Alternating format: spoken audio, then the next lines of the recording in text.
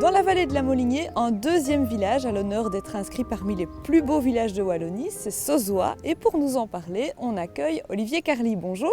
Bonjour Céline. En quoi le village de Sauzois mérite d'être inscrit parmi ces plus beaux villages de Wallonie?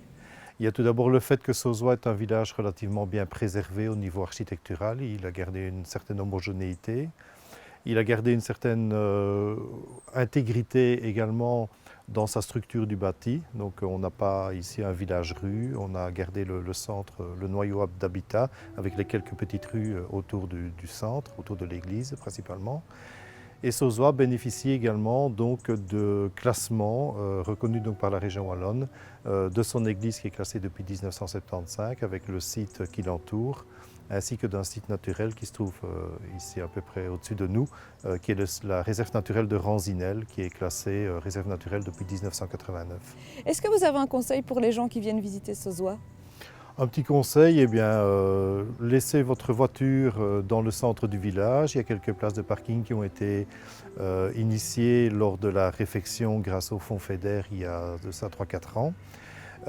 Et baladez-vous, découvrez, le village n'est pas énorme, vous ne sauriez pas vous y perdre.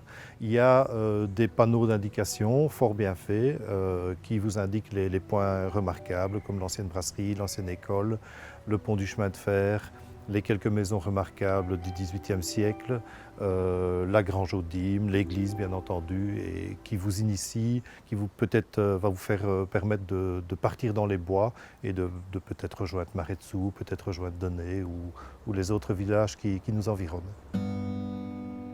De quand date le cœur du village?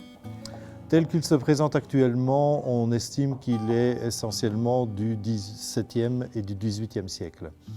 Il y a eu évidemment des reconstructions, donc l'église primitive est probablement du début XVIIe siècle. Elle avait été construite par l'abbaye de Brogne, dont dépendait le village de Sauzois, une abbaye qui venait d'être mise sous domination, sous élection de l'évêque de Namur. Et c'est l'évêque de Namur donc, qui a poussé à ce qu'on fasse une église ici, qui a été reconstruite, comme on le voit d'ailleurs sur la pierre au-dessus du porche d'entrée, en 1764. Le presbytère, lui, date également du début XVIIe siècle, mais a aussi été transformé tout au long du XVIIIe.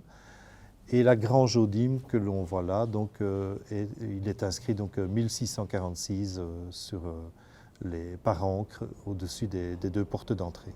Une grange aux dîmes, qu'est-ce que c'est?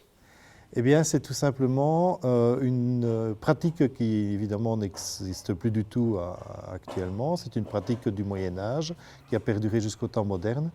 Les cultivateurs devaient donner un dixième de leur récolte pour le culte, pour les décimateurs, donc pour les organisateurs du culte. Et donc les organisateurs du culte, en l'occurrence l'abbaye de Brogne de Saint-Gérard et la collégiale de Fosse pour le village de Sauzois, avaient fait construire cette grange où les cultivateurs de la région devaient venir apporter une part de leur récolte qui était ensuite revendue et dont le bénéfice servait à construire l'église, à payer le prêtre qui desservait.